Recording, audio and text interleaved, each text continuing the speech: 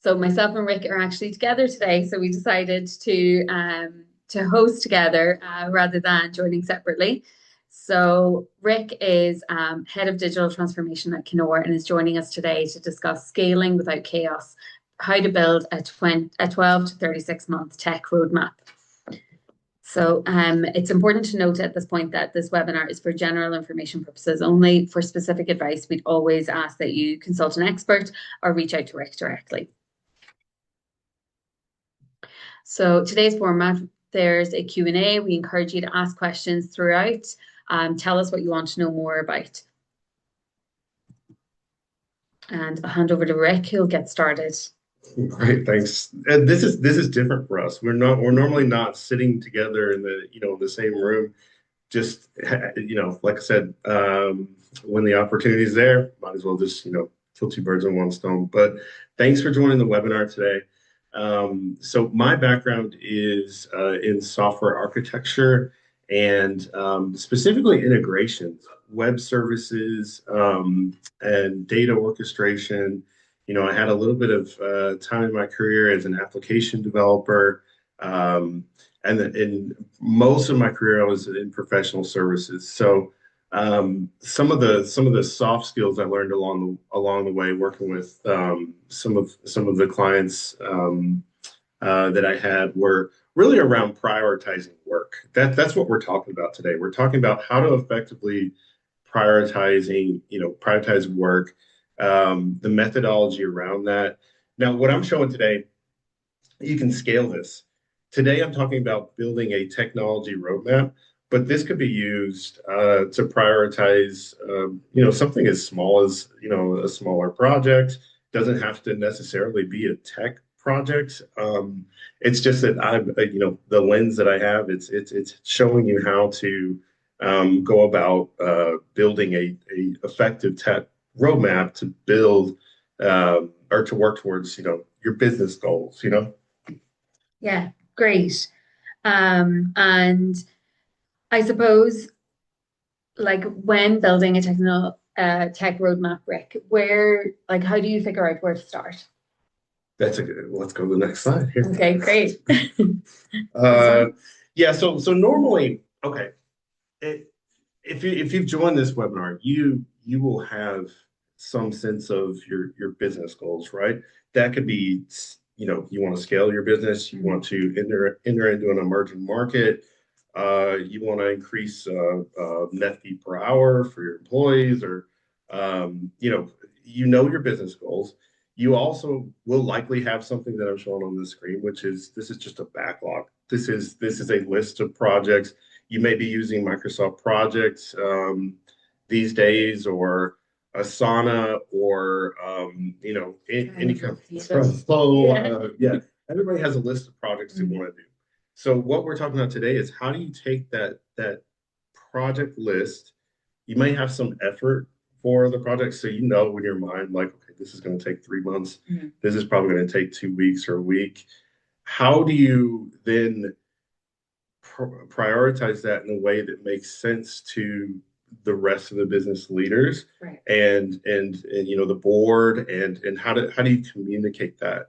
So let's go to the next slide. So the way you do that is you execute this methodology, which takes you through a very data-driven approach. Obviously, tech guy, I'm going to be very data-driven with how I do things, very objective. But you'll start, so you'll collect your existing, you'll go through your backlog.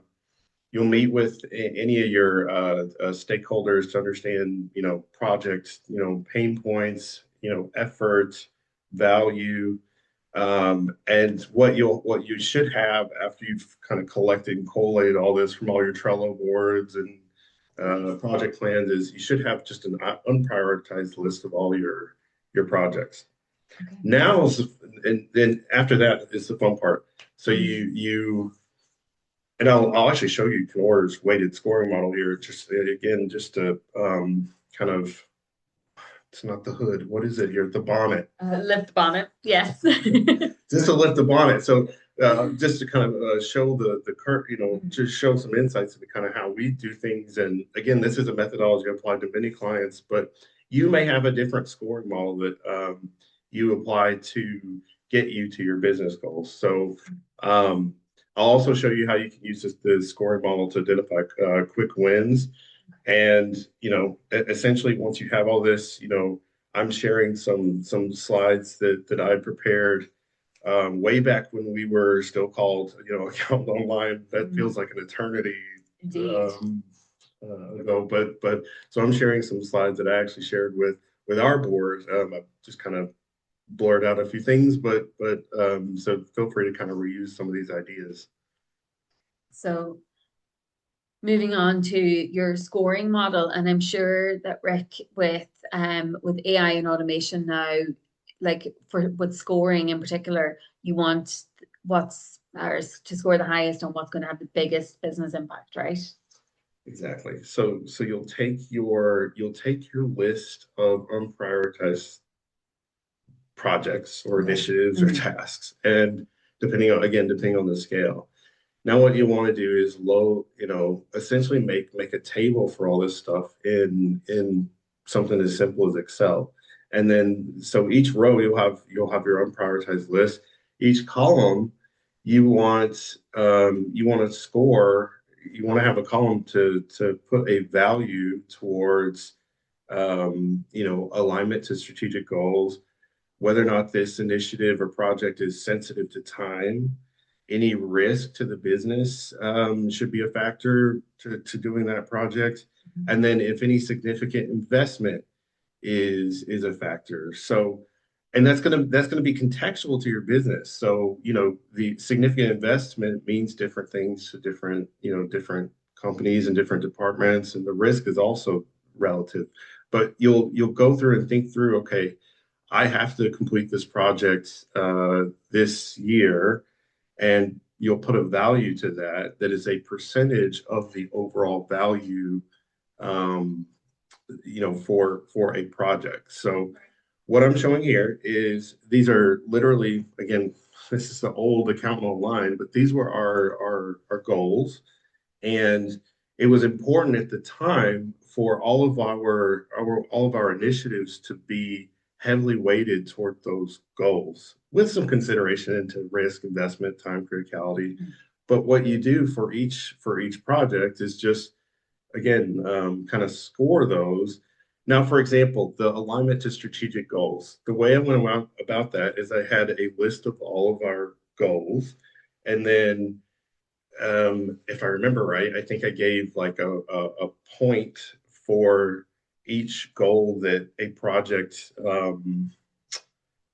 met for the goal. So if it moved us forward toward one of our goals, it got a point in number of points. And then what I did is I just said like, okay, capped it at a value, and then just applied that on the overall scoring model. Now, what that gets me is, in terms of the output, is I can get an overall valuation score for that initiative. Here you can see, that I don't remember which project that was, but its overall score in the overall backlog was then 80 based on all these metrics. And so I'm sure that this model, Rick, can be applied to, sort of one particular goal, even if you were focused on, let's say, a business wanted to eliminate manual tasks in their business. Yeah. And like the impact of that has on, let's say, profitability of a job. So you could look at that in itself and look at all the aspects of that. So sort of a layer further down, you could look at scoring Absolutely. projects, right? It's scalable. It's a scalable methodology. So it could be targeted. It doesn't have to be applied to all of your business goals, but just as you said, you could heavily weight toward one business goal. Or look, what I'm showing here is just an example. If you have different ideas for your scoring model, if one particular goal trumps the other goals, and again, just heavily weighted toward one goal.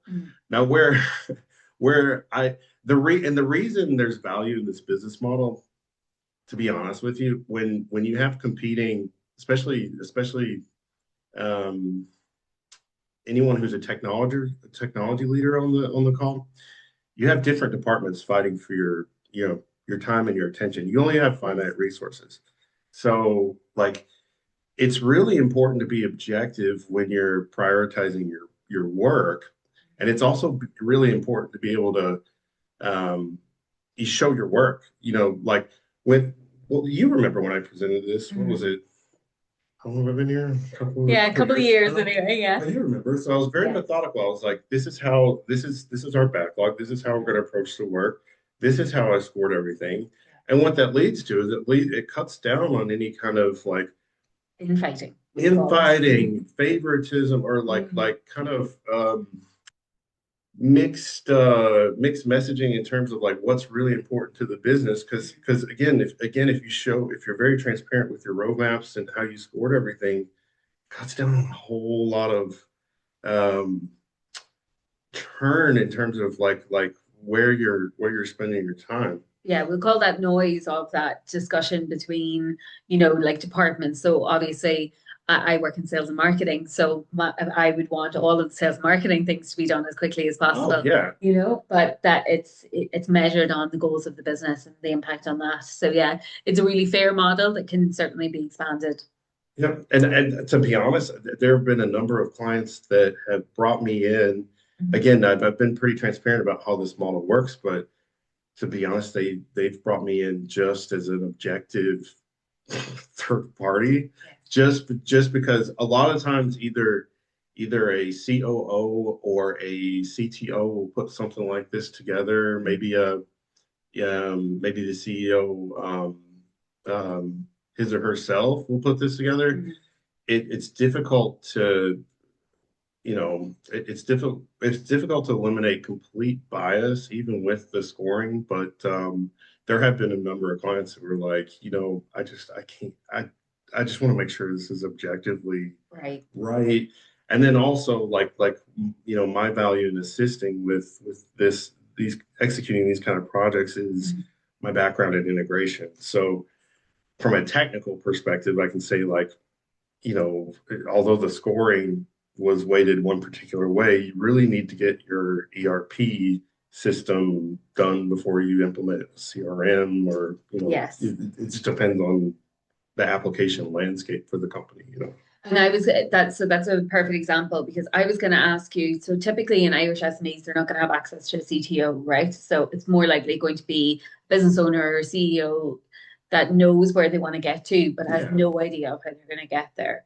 And so your expertise here in coming in and being that objective point of view versus like obviously a business could put an internal project team on it, right? Absolutely. They could, and they could put like a number of resources, but there's a huge time investment on that. You're pulling people out of the functions, but then it's your expertise as well that helps support it, right? So you just touched on that there, that if you have a group of people, the stronger personality, maybe it is the sales marketing person, and they would want their CRM to be first. But as the example you said, Yeah. you walk before you run, and is that's core to the Sometimes, function of the yeah, business. Yeah, sometimes just as an it just example. depends. Yeah. Yeah, let me so after you have those valuations, you can do some really interesting things with the data. And this is again, I'm a data nerd, so what I like to show is you'll have your effort and your value for each project.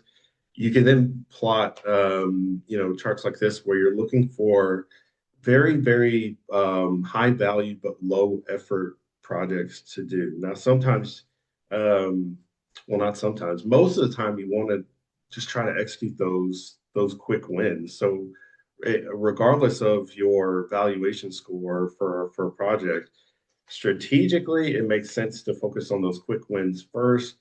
You may have one or two strategic projects in flight in parallel to some of your quick wins, but those are the projects that are going to give you the best bang for the buck typically without a whole lot of time and energy and resources spent doing it.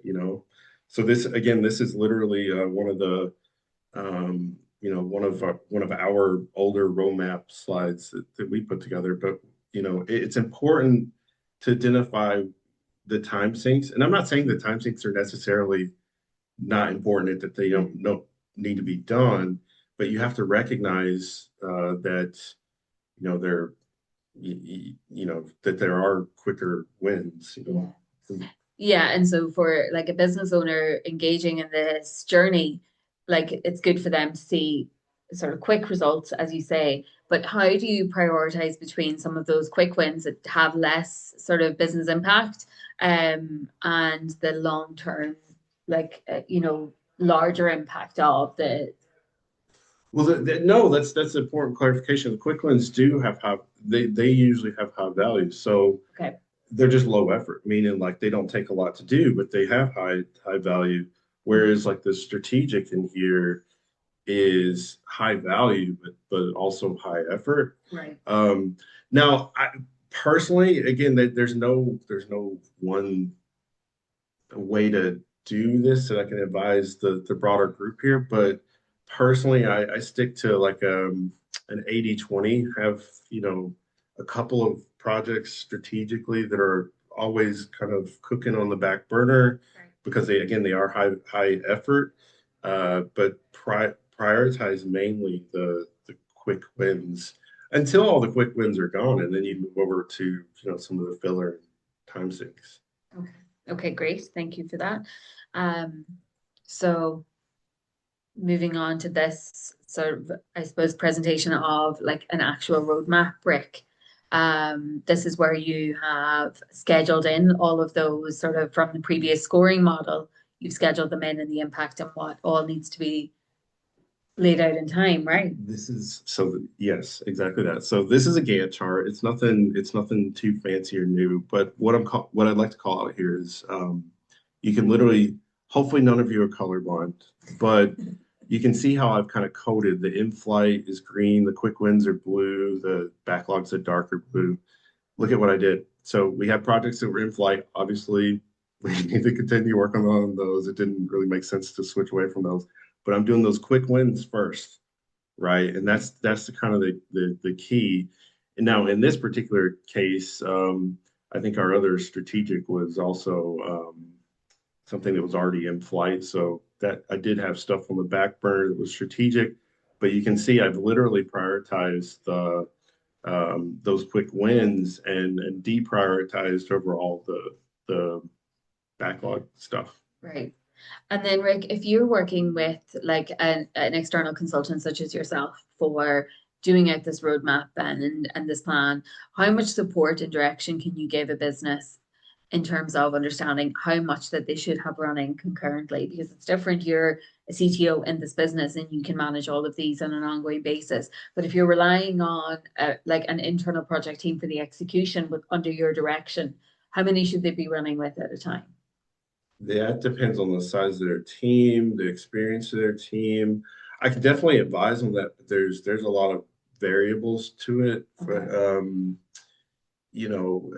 But I think the value that I can provide there is a lot of particularly with around like application, any kind of like application or coding or engineering that's happening at if that may be happening at your company, having an architect that has M&A experience in terms of valuation for software and stuff like that is helpful because you can just I have kind of a sense of how long things should take. And Right. uh, other than that, the guidance I'll give you is especially for this exercise, is just to be fairly conservative with estimation in terms of the effort for everything. Mm. So when you're doing that initial discovery phase, which should take about like 3 weeks to do that, just again ask people as you're interviewing them, like to think big, think big rocks, and think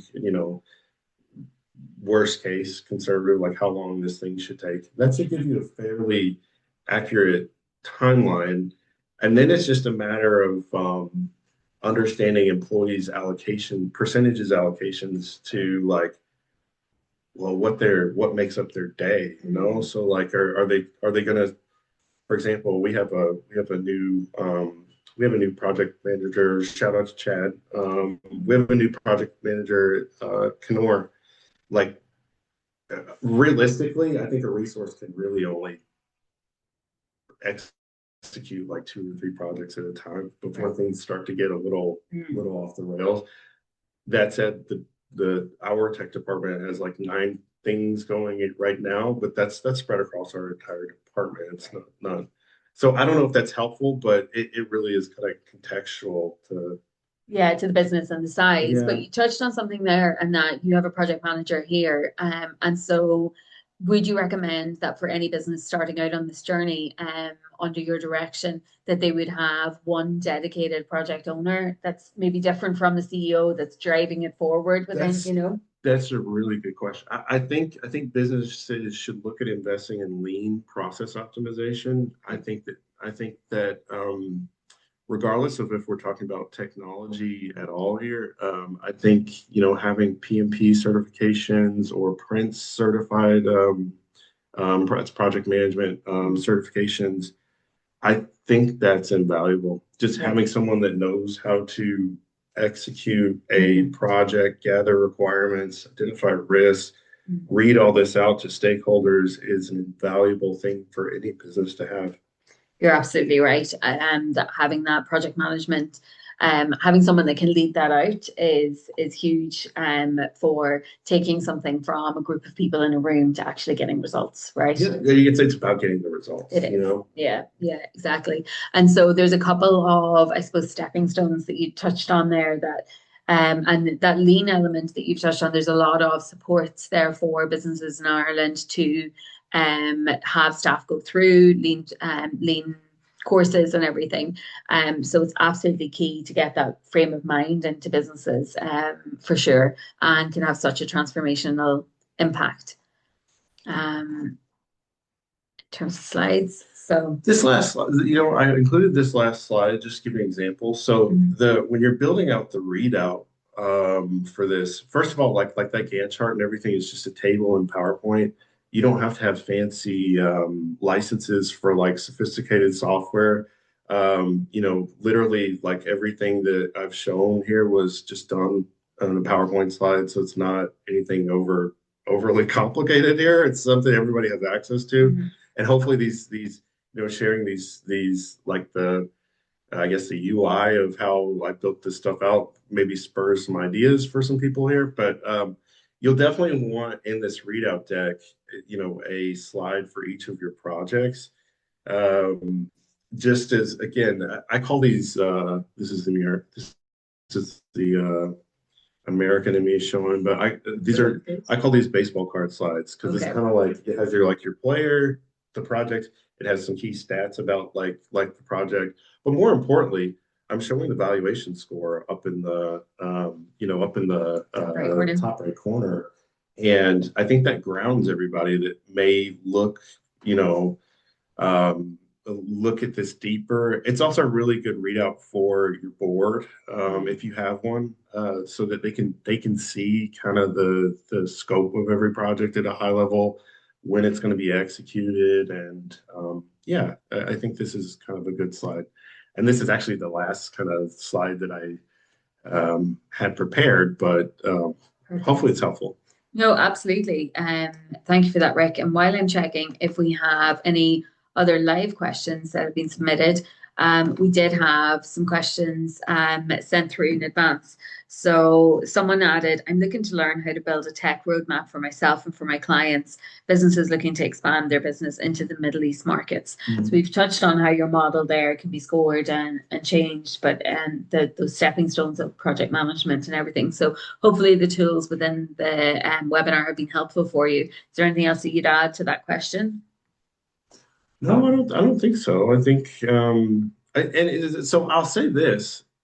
It's actually it's incredibly easy, isn't it? Like everything I just walked through, it's kind of like, well, duh. Like you get the effort, get Yeah. the value, prioritize everything. Yeah. I think people a lot of times when I got brought in with some of the clients I work with to do this, they were just kind of paralyzed or arrested by like not sure what to do next, Right. and The process is actually really simple.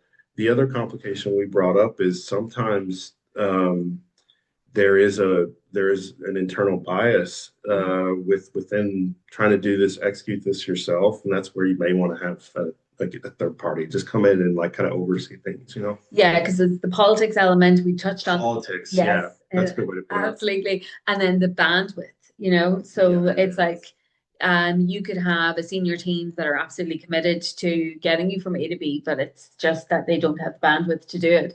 And that's where you can come in as an external consultant, provide the analysis for all of those stakeholder conversations and all of that scoping out, and then the end result can be the I suppose essentially the tools for them to present to those stakeholders.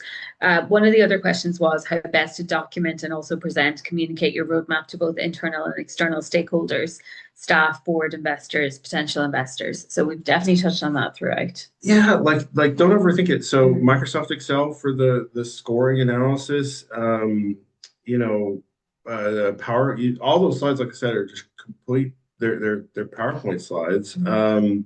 Now these days, I'd recommend using something Mermaid JS for your Gantt chart, generating that. I think that can be automated, particularly if you have an LLM, an AI chatbot that you like to use. Just say like, hey, here's my list of projects, generate a Gantt chart in Mermaid JS, and it'll spit out a Gantt chart that's mostly okay to look at, you know? So there's definitely some pieces to this Shortcuts. that I didn't use AI to do that like now every time I generate my roadmap, it's mostly automated at this point. Yeah, that's it, exactly. But it's that sort of what's the core piece for working with someone like you is that at the very early stage of the conversation, it's getting all of those needs from the business aligned with their strategic goals and all of that scoring piece. That's probably where the time with someone of your experience is invaluable to a business, right? Well, I think so because again, I've assisted enough clients at this, and the industries I would have serviced would have been like, well, I can't think of an industry that I haven't worked in at this point, but yeah, it's the experience to know like I know that this will take this long, and I'm quick to identify risks to roadmaps. But yeah, you touched on it. Yeah. Okay. Um, we don't seem to have any other further questions that have been submitted. So I just want to thank you, Rick, for your time and taking us through all of that. It was fun. Yeah, That was that's fun. it. It was fun. And Hopefully helpful to everyone yeah, on. I hope if you're watching this was helpful. If there's any follow-up questions, we're happy to field them, you know. Absolutely. We've shared when the next webinar is going to be, which touches specifically on eliminating manual processes. Oh, thank you for the round of applause there. So hopefully the feedback there is that it's been positive. And thank you so much for your time, everyone. I hope you have a great day, and we'll see you at the next webinar. Bye. Bye.